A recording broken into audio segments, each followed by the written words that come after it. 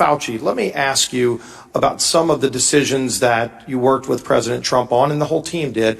I know when you go back to the beginning of this, the China ban was very heavily discussed. Were you involved in working with President Trump on deciding to ban flights from China?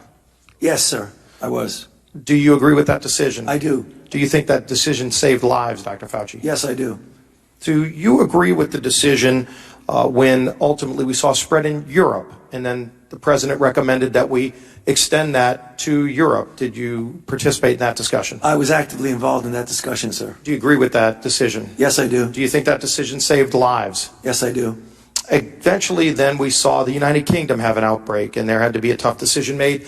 Do we extend that to the United Kingdom? Were you part of that decision? I was. And do you agree with that decision as well? I do. Did that decision save lives? Yes, it did.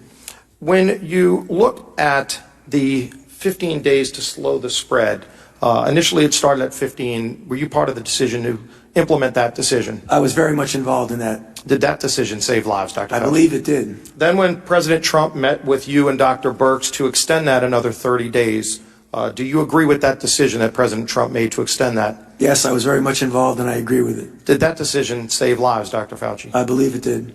So I know we've heard a lot about disagreements.